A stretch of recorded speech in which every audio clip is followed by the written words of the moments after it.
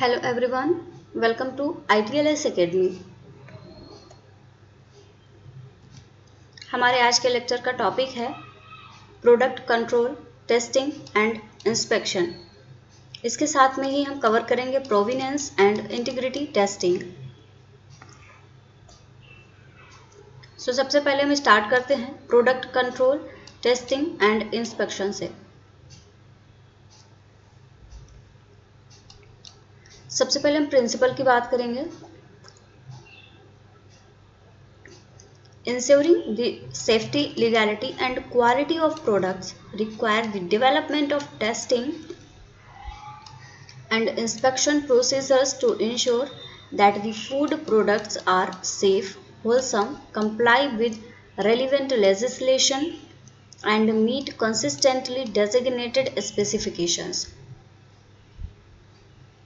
ये ज़रूरी होता है कि जो प्रोडक्ट है उसकी सेफ्टी, लीगैलिटी और उसकी क्वालिटी जो है उसकी ज़रूरत होती है। अगर टेस्टिंग और इंस्पेक्शन के प्रोसीजर्स वहाँ पे अप्लाई किए जा रहे हैं तो ज़रूरी हो जाता है कि ये इंश्योर किया जाए कि जो फूड है, जो प्रोडक्ट है वो सेफ़ हो, होलसम रहे, कंप्लाई विद रेलिवेंट लेजिस्लेशन और इसके साथ में ही जो उसके डेजिग्नेटेड स्पेसिफिकेशंस हैं, जो इसके कैरेक्टरिस्टिक्स हैं, उनमें कोई भी चेंज ना आए, उनकी क्वालिटी और कैरेक्टरिस्टिक्स इंटैक्ट रहें, सेम रहें। Testing and inspection procedures should enable the relevant parameters to be monitored so that corrective action can be taken if results fall outside the specified limit। जो testing और inspection के procedures होते हैं ये इस तरीके से होने चाहिए, कुछ इस तरीके के पैरामीटर्स इनके साथ में होने चाहिए ताकि जो भी करेक्टिव एक्शन लेने हैं उन करेक्टिव एक्शंस को लिया जाए और उनकी प्रॉपर मॉनिटरिंग होती रहे, ताकि जो भी रिजल्ट होते हैं, कोई भी जो प्रोडक्ट है उसका जो स्पेसिफिकेशन है, जो कैरेक्टरिस्टिक्स है, कोई भी लिमिट से बाहर ना हो। कुछ जनरल पॉइंट्स हैं।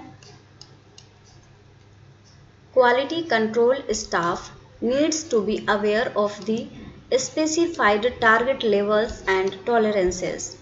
जो क्वालिटी कंट्रोल स्टाफ होता है उसके लिए ये ज़रूरी होता है कि किस जगह पर उसको क्या क्या चीज़ों को टारगेट करना है, किस लेवल का टॉलरेंस है, इन सारी चीज़ों को ध्यान में रख के ही आगे काम किए जाएं। इसके साथ में ही critical limits and control limits, जो क्रिटिकल लिमिट्स हैं प्रोडक्ट्स की, जो कंट्रोल लिमिट्स हैं उनका भी ध्यान रखा जाए।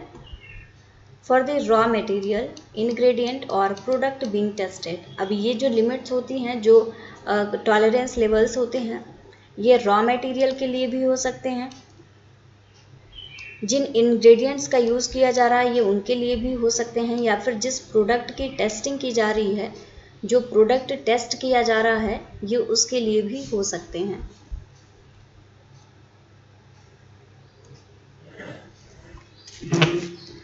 Quality control personnel should have the authority to hold product considered to be outside specified parameters or limits।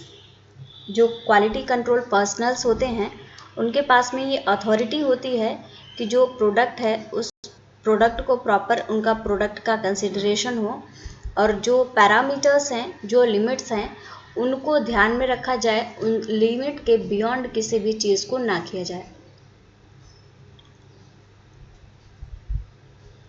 They must then refer the matter to the appropriate manager for his or her formal decision on disposal। कोई भी product है जिसका disposal होना है तो उसके लिए क्या डिसीज़न ले रहे हैं जो वहाँ पे क्वालिटी कंट्रोल पर्सनल्स इन्वॉल्व हैं, इस डिसीज़न की जो भी जानकारी है वो जो अप्रोप्रिएट मैनेजर्स हैं वहाँ तक पहुँचाई जानी चाहिए कि जो भी डिसीज़न उन्होंने लिया है उसको अप्रूवल मिल रहा है या नहीं मिल रहा है। Quality control procedures should be developed by the quality control manager considering the following। जो क्वालिटी कंट्रोल प्रोसीजर्स होते हैं इनको क्वालिटी कंट्रोल मैनेजर के द्वारा डेवलप किया जाता है। उनमें से कुछ प्रोसीजर्स यहाँ पे दिए गए हैं जिनको कि हम डिस्कस करेंगे। सबसे पहला है the product characteristics to be assessed and the acceptance criteria. जो प्रोडक्ट की क्वालिटीज़ हैं, जो कैरेक्टरिस्टिक्स हैं जिनको कि असेस किए जाना है, एंड जो क्राइटेरिया है एक्सेप्टेंस का कि किस लेवल तक चीज़ों को एक्सेप्ट किया जा रहा है, ये चीज़ें। दूसरा है the volume of product that constitutes a batch and the information that can be used to identify that batch and where it should be recorded। जो वॉल्यूम है प्रोडक्ट का जिससे कि बैच का फॉर्मेशन हो रहा है, इसके अलावा जो भी इंफॉर्मेशंस हैं जिनको कि यूज़ किया जाना है प्रोडक्ट की आइडेंटिटी के लिए, या जो बैच है उस पर्टिकुलर बैच की आइडेंटिटी के लिए, और जहां इन सबको रिकॉर्ड रखा जाना है, इनका डॉक्यूमेंटेड रिकॉर्ड जहां होना है, इन सारी चीज़ों की प्रॉपर इंफॉर्मेशन होनी चाहिए। दी सैम्पलिंग एक्यूरेसी, सैम्पलिंग में कितनी एक्यूरेसी है और कितने की ज़रूरत है, ये भी बहुत इम्पॉर्टेंट हो जाता है। And whether the sample is indicative of the whole batch, या फिर जो सैम्पल है वो पूरे बैच का इंडिकेशन कर रहा है, ये भी चीज़ होनी चाहिए। द इक्विपमेंट रिक्वायर्ड, जिस भी इक्विपमेंट की ज़रूरत है उसकी requirement. The appropriate measurements to be taken, जिन जिन चीज़ों का मेज़रमेंट लेना है, and the degree of accuracy, जो मेज़रमेंट लिया गया है वो कितना एक्यूरेट है और कितना चाहिए था, कितनी एक्यूरेसी उसमें है फॉर द इक्विपमेंट। ये सारी चीज़ें जो क्वालिटी कंट्रोल प्रोसीजर्स होते हैं उनमें होनी चाहिए। The skills, training and qualifications required by the quality control personnels. जो क्वालिटी कंट्रोल पर्सनल्स हैं उनकी स्किल्स क्या है, उनकी ट्रेनिंग कैसी हुई है, क्वालिफिकेशंस उनकी क्या है, जो ज़रूरत है वो सारी होनी चाहिए। The points in the process where the measurements will be undertaken, जिन जिन पॉइंट्स पे मेजरमेंट होना है, and the frequency of checks, जो चेक्स हैं जिनकी फ्रीक्वेंसी कितनी है कि कितने टाइम इंटरवल पे चेक किया जा रहा है, ये सारी चीज़ें भी क्वालिटी कंट्रोल प्रोसीजर में ही इन्वॉल्व होती हैं। नेक्स्ट आता है the actions to be taken in the event of non conformance. अगर नॉन कन्फॉर्मेंस की कोई भी परिस्थिति आती है तो किन किन एक्शंस को वहाँ पे लिया जाएगा, क्या क्या एक्शंस लिए जा सकते हैं, कैसा रिस्क है, रिस्क का असेसमेंट प्रॉपर है या नहीं, इन सारी चीज़ों को भी ध्यान में रखा जाता है। The documentation to be completed that records the result of inspection। Inspection के जो रिजल्ट्स हैं उनको कहाँ पे रिकॉर्ड किया जा रहा है, किस तरीके से रिकॉर्ड किया जा रहा है, उनका प्रॉपर जो डॉक्यूमेंटेशन है वो कंप्लीट है या नहीं है, ये चीज़ें भी बहुत ज़रूरी होती हैं। नेक्स्ट आता है the requirement for verification of the results of product testing. जिस प्रोडक्ट की टेस्टिंग हुई है उसका जो भी रिज़ल्ट रिकॉर्ड किया गया है उसका प्रॉपर वेरिफिकेशन, इसकी भी बहुत ज़रूरत होती है for the quality control procedures to be operate normally.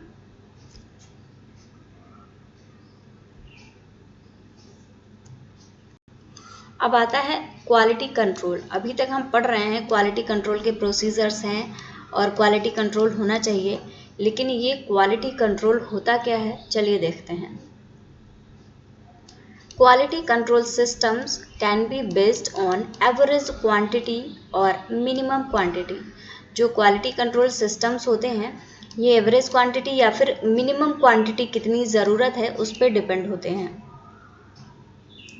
The procedures for quantity control should meet the minimum requirements of legislation and also the customer requirements as defined in the product specification। जो procedure है quantity control के, यहाँ पे हम quantity control पढ़ रहे हैं। Quality control के प्रोसीजर्स हम ऑलरेडी देख चुके हैं, ये क्वांटिटी कंट्रोल है, मैंने गलती से मिस्टेकनली इसको क्वालिटी कंट्रोल बोल दिया था, ये क्वांटिटी कंट्रोल है। जो क्वांटिटी कंट्रोल के प्रोसीजर्स होते हैं वो डिपेंड करते हैं कि जो प्रोडक्ट है उसकी मिनिमम रिक्वायरमेंट क्या है, या जो उसके इंग्रेडिएंट्स हैं उनकी मिनिमम रिक्वायरमेंट क्या है लेजिस्लेशन की, और साथ ही साथ जिन कस्टमर्स तक वो प्रोडक्ट पहुंच रहा है, जो कंज्यूमर एरिया है उसका, उन कस्टमर्स की क्या रिक्वायरमेंट है, जो प्रोडक्ट के स्पेसिफिकेशंस दिए गए हैं उन स्पेसिफिकेशंस के रिगार्डिंग वो प्रोडक्ट उन जो अपेक्षाएं हैं उस पर खरा उतर रहा है या फिर उसमें कोई भी कमी है, इन सारी चीज़ों को ध्यान में रखा जाए। The weighing scale and weighing equipment should be tested daily against standard test weights. जो weighing scales होती हैं, जो weighing equipments होते हैं, उनको डेली बेसिस पे टेस्ट किया जाना चाहिए अगेंस्ट स्टैंडर्ड टेस्ट वेट। जो स्टैंडर्ड टेस्ट वेट है उसके अकॉर्डिंग वो हैं या नहीं हैं, इसका रूटीन चेकअप होना चाहिए। That have themselves been calibrated and are traceable to national standards. उनका प्रॉपर कैलिब्रेशन होना चाहिए और जो नेशनल स्टैंडर्ड्स होते हैं उन पे वो ट्रेसेबल होने चाहिए।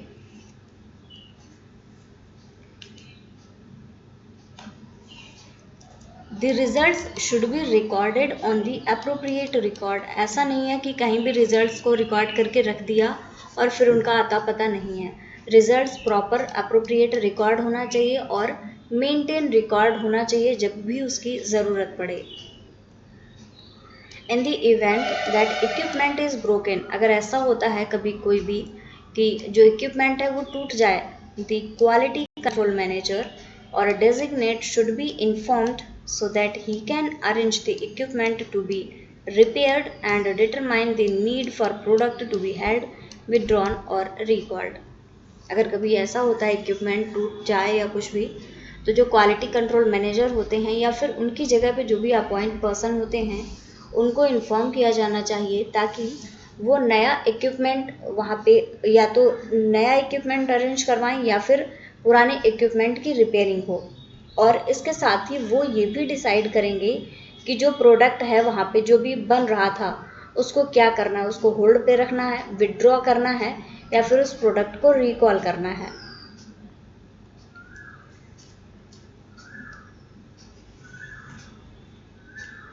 The use of statistical process control, इनको शॉर्ट में एसपीसी भी बोला जाता है, specially with automatic filling machines और check wears.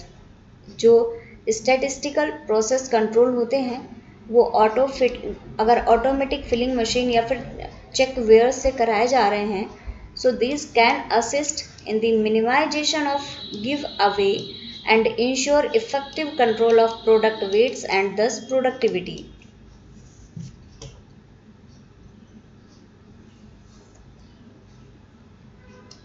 The quality checks should include as applicable to the label and relevant product specification. जो क्वालिटी चेक्स होते हैं उनमें कुछ लेबल्स और कुछ प्रोडक्ट स्पेसिफिकेशंस होते हैं, उनमें से कुछ यहाँ पे पॉइंट्स दिए गए हैं, उनको हम डिटेल में देखने वाले हैं।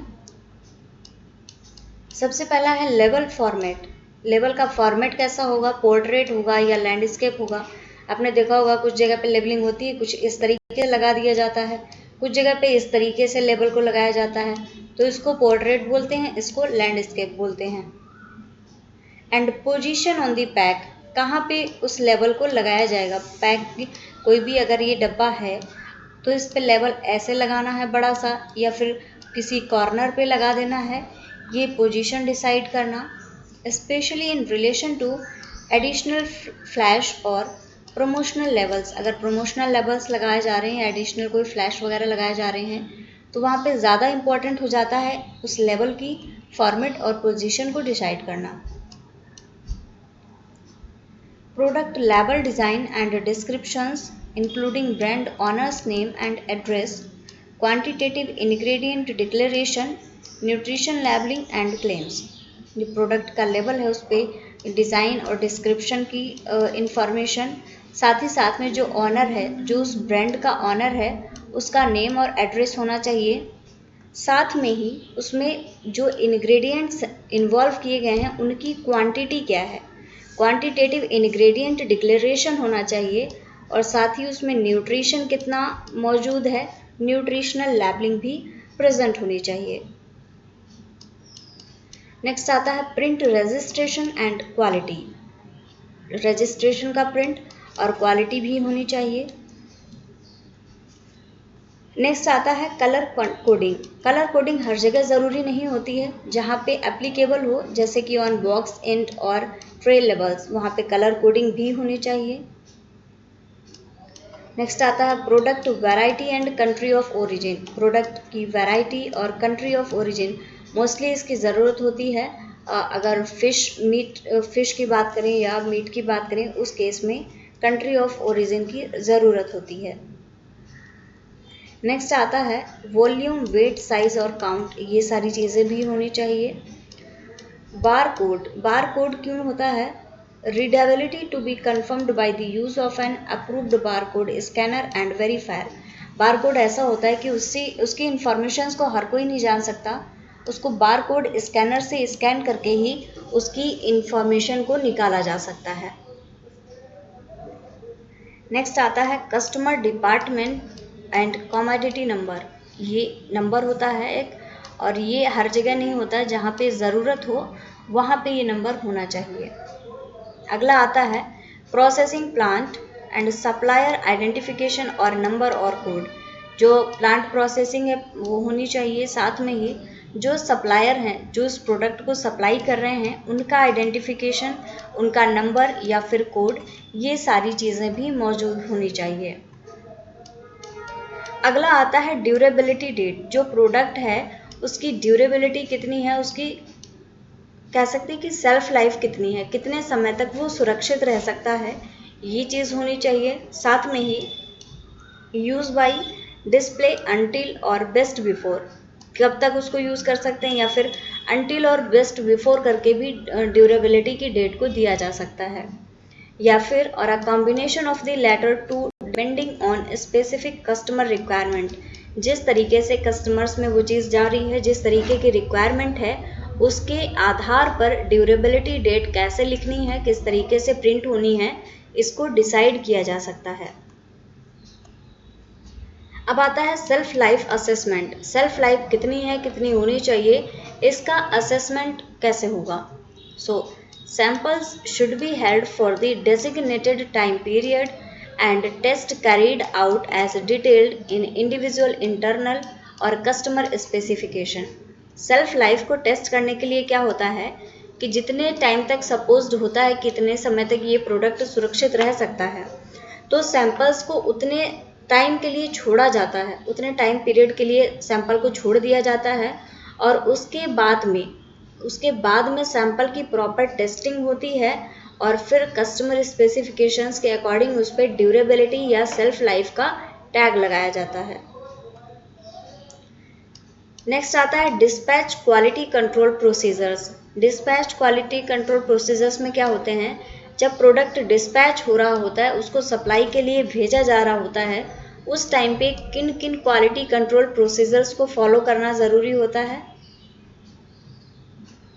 Quality checks and the temperature of all products must be taken prior to dispatch. जो क्वालिटी चेक्स हैं, जो टेम्परेचर वगैरह वगैरह जो चीज़ें चेक करनी हैं, उनको डिस्पैच होने से पहले ही चेक करना होता है। जब प्रोडक्ट वहाँ से लीव कर रहा है, उससे पहले ही ये सारी चीज़ें चेक होने चाहिए। And noted on the appropriate record. Appropriate record पे ये चीज़ें, ऐसा नहीं है कि बस चेक हो गई हैं तो उनका प्रॉपर रिकॉर्ड भी होना चाहिए कि ये चीज़ चेक हो चुकी है और प्रॉपर है।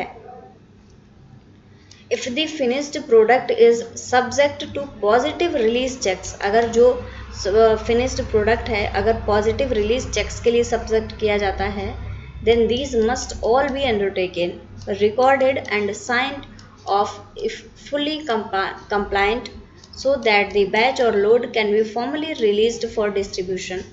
अगर ऐसा होता है कि पॉजिटिव जो रिलीज चेक्स हैं वो सारे ही पॉजिटिव हैं, तब उसके बाद में इसको रिकॉर्ड कर लिया जाता है, प्रॉपर साइन होता है प्रोडक्ट का जो भी रिकॉर्ड है उस पर, और उसके बाद में इस बैच को डिस्ट्रीब्यूशन के लिए रिलीज कर दिया जाता है, कंपनी से सप्लाई के लिए भेज दिया जाता है। अब आता है food safety monitoring and verification. Food safety monitoring and verification activities will be undertaken in line with the prescribed requirements. जो requirements होती हैं उसके according he food safety monitoring and verification की एक्टिविटीज़ होंगी of the food safety management system. और ये prescribed requirements कहाँ से आती हैं? ये आती हैं फूड सेफ्टी मैनेजमेंट सिस्टम से। और hazard analysis critical control point, जो hazard analysis critical control point होता है वो रिक्वायरमेंट को डिसाइड करता है कि कौन कौन सी प्रिस्क्राइब्ड रिक्वायरमेंट्स हैं। Verification activities will also include product inspection. Verification में क्या होता है? चीज़ों को वेरीफाई करना है, तो वेरीफाई करने के लिए प्रोडक्ट का इंस्पेक्शन भी करना होता है। टेस्टिंग एक्टिविटीज़ भी होती हैं such as shelf life testing, कि सेल्फ लाइफ प्रोडक्ट की कितनी है, ड्यूरेबिलिटी कितनी है। Testing of product from the retail shelf and other test as identified by the food safety management system. Product की सारी टेस्टिंग, प्रोडक्ट की सेल्फ लाइफ की टेस्टिंग, ये सारी परफॉर्म की जाती हैं और इनकी जो रिस्पॉन्सिबिलिटी होती है वो भी होती है फूड सेफ्टी मैनेजमेंट ऑर्गेनाइजेशन पे कि वो सारी चीज़ों को प्रॉपरली कैरी करवाए।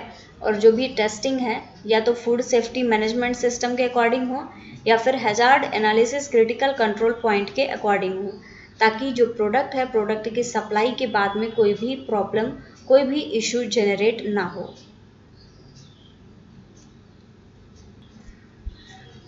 अब आते हैं हम हमारे अगले टॉपिक पे। अगला टॉपिक है हमारा प्रोविनेंस एंड इंटीग्रिटी टेस्टिंग। सबसे पहले अगर हम बात करें प्रोविनेंस एंड इंटीग्रिटी टेस्टिंग के प्रिंसिपल की, तो प्रिंसिपल है the term food provenance relates to not only the geographic elements of where the ingredients and the final food are grown, processed and finally manufactured, but also how the food is produced and whether the method of production comply with certain standards and protocols। जो principal होता है food provenance का, ये सिर्फ और सिर्फ इसका मतलब ये नहीं होता है कि फूड को कहाँ पे ग्रो किया गया है या फूड में पड़ने वाले जो इंग्रेडिएंट्स हैं उनको कहाँ पे ग्रो किया गया है या फिर उनकी प्रोसेसिंग कैसे हुई है, फाइनली मैन्युफैक्चरिंग कैसे हुई है। ये सब चीज़ें तो होती हैं, इनके साथ में ये भी प्रोसेस होती है कि फूड को प्रोड्यूस कैसे किया गया है, how the food is produced. इसके साथ ही ये ज़रूरी होता है उसमें कि जो फूड प्रोड्यूस हुआ है वो प्रोडक्शन के जो मेथड्स हैं, जो स्टैंडर्ड्स और प्रोटोकॉल्स हैं, उन फूड के प्रोसेसिंग और प्रोडक्शन के लिए उन प्रोटोकॉल्स को फॉलो किया गया है या नहीं किया गया है। कुछ जनरल टर्म्स हैं, पॉइंट्स हैं। Authenticity is the innate quality of being authentic. Authenticity का मतलब होता है ये किसी की इन्नेट क्वालिटी है। इन्नेट का मतलब होता है कि कोई चीज़ बाहर से नहीं है, ये प्रोडक्ट के अंदर से ही ऑथेंटिसिटी होती है। Genuine end of undisputed origin. Concerns with regard to food authenticity and the potential for substitution and adulteration in the food supply chain mean that increasingly food manufacturers are developing verification activities to determine the provenance and integrity of food। जो food की authenticity है ये इसका concern होता है कि जो अगर कभी ज़रूरत होती है कोई किसी तरीके से प्रोडक्ट का सब्स्टिट्यूशन किया जा रहा है या अडल्ट्रेशन हो रहा है सप्लाई चेन में, तो ये मैन्युफैक्चरर की रिस्पॉन्सिबिलिटी बढ़ जाती है कि वो वेरिफिकेशन एक्टिविटीज़ को डेवलप करे और प्रोविनेंस और फूड की इंटीग्रिटी को मेंटेन करने के लिए वो प्रॉपर वर्क करे।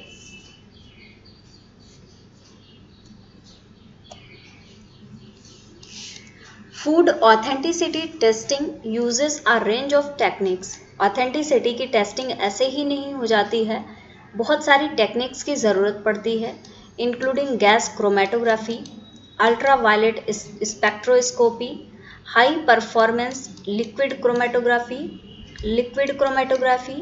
Nuclear magnetic resonance, mass spectrometry, deoxyribonucleic acid fingerprinting, and infrared spectrometry techniques such as near infrared and mid infrared। आप देख सकते हैं कितने ही सारे मेथड्स का, कितने ही सारे टेक्निक्स का यूज़ किया गया है ताकि फूड की ऑथेंटिसिटी को चेक किया जाए। गैस क्रोमेटोग्राफी है, यूवी स्पेक्ट्रोस्कोपी है, एचपीएलसी है, liquid chromatography, NMR, MS, DNA fingerprinting और साथ ही साथ इंफ्रारेड स्पेक्ट्रोमेट्री। ये सारी ऐसी टेक्निक्स हैं जो कि बहुत ही इम्पॉर्टेंट रोल प्ले करती हैं फूड की ऑथेंटिसिटी टेस्टिंग के लिए। जेनेटिक फिंगरप्रिंटिंग के बारे में हम देखते हैं कि कैसे ये रोल प्ले करती है ऑथेंटिसिटी में। Genetic fingerprinting can provide a unique DNA profile for a given food. Genetic fingerprinting से किसी भी फूड का एक डीएनए प्रोफाइल बनाया जा सकता है bye identifying selected genetic markers. कुछ जेनेटिक मार्कर्स को सेलेक्ट कर लिया जाता है और उसके बेस पे एक डीएनए प्रोफाइल जनरेट कर लिया जाता है। DNA profiling requires methods such as PCR to identify a given species. अब डीएनए जो प्रोफाइलिंग होती है इसके लिए ज़रूरत होती है कि वो पीसीआर मेथड का यूज़ करे और किसी भी गिवन स्पीसीज को वो आइडेंटिफाई कर सके। फॉर एग्जांपल विद फिश और मीट, फिश और मीट के लिए पीसीआर टेक्निक का यूज़ करके डीएनए प्रोफाइलिंग की मदद से ऑथेंटिसिटी को चेक किया जा सकता है। PCR has also been used to determine the livestock origin of cheese and type of cereals। ऐसा नहीं है PCR का कि सिर्फ इतना ही यूज़ है। PCR को लिवस्टॉक की ओरिजिन क्या है, जिस चीज़ को, जो फूड प्रोडक्ट है या जो भी चीज़ें हैं उनकी ओरिजिन कहाँ से हुई है, ये भी चीज़ें पता लगाई जा सकती हैं बाय द PCR मेथड और by the genetic fingerprinting. Methods such as SNP and STR can be used to verify breed and species। कुछ मेथड्स होते हैं जैसे कि SNP है, STR है, that is short tandem repeats है। इन मेथड्स को यूज़ किया जा सकता है ताकि ब्रीड्स को और स्पीसीज को वेरीफाई किया जा सके। तो आप देख सकते हैं कि किस तरीके से जो जेनेटिक फिंगरप्रिंटिंग है, अभी तक हम लोग जानते हैं जो चीज़ें कि जो डीएनए फिंगरप्रिंटिंग होती है किसी भी इंसान को आइडेंटिफाई कर सकती है, लेकिन ऐसा सिर्फ नहीं है कि ये सिर्फ ह्यूमंस के लिए है। इन टेक्निक्स का यूज़ प्लांट्स के लिए, फूड्स के लिए हर जगह पे किया जा सकता है। ये यूनिवर्सल टेक्निक्स हैं और किसी भी चीज़ के आइडेंटिफिकेशन के लिए इनका यूज़ किया जा सकता है। हर वो चीज़ जिसमें कि जेनेटिक मटेरियल प्रेजेंट है, जिसमें कि डीएनए प्रेजेंट है, उसके लिए जेनेटिक फिंगरप्रिंटिंग और we can say that DNA fingerprinting हम इसको यूज़ कर सकते हैं, जो कि बेस्ड होता है पॉलीमरेज चेन रिएक्शन पे। पीसीआर मेथड के द्वारा इसको आइडेंटिफाई किया जाता है।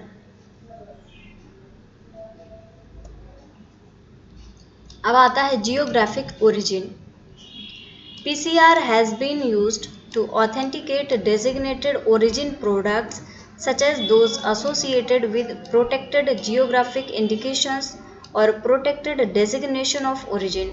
PCR का जो मेथड है उसका कुछ designated origin products के भी आइडेंटिफिकेशन के लिए किया जा सकता है, जैसे कि प्रोटेक्टेड जियोग्राफिक इंडिकेशन के लिए या फिर प्रोटेक्टेड डेजिग्नेशन ऑफ ओरिजिन के लिए। Near infrared has been used to determine geographic origin of fish. Fish की जियोग्राफिक ओरिजिन को डिटरमाइन करने के लिए नियर इंफ्रारेड स्पेक्ट्रोस्कोपी का यूज़ किया जा सकता है। इसके साथ में ही फिश का स्पेसिएशन क्या है, एडल्ट्रेशन ऑफ हनी, इसके लिए भी यूज़ किया जा सकता है NIR, that is near infrared technique को। With sugar and whether water has been injected into meat, meat में वाटर का इंजेक्शन किया गया है, इस चीज़ को भी पता लगाया जा सकता है। इसके साथ ही and to differentiate between grape varieties, grapes की वैराइटीज़ को डिफरेंशिएट, क्योंकि भाई अंगूर रखे हुए हैं बहुत सारे एक ही जैसे हैं, आप कैसे आइडेंटिफाई करेंगे कि वैरायटी एक ही है या अलग अलग है। तो उसके लिए नियर इंफ्रारेड स्पेक्ट्रोस्कोपी की मदद से उसके बीच में आप डिफरेंशिएट कर सकते हैं कि कौन सी वैरायटी का ग्रेप है। इसके साथ में ही geographic origin and designation of wines, जो वाइन्स हैं उनकी जियोग्राफिक ओरिजिन क्या है और डेजिग्नेशन क्या है, इन चीज़ों को भी चेक किया जा सकता है with the help of NIR और नियर इंफ्रारेड।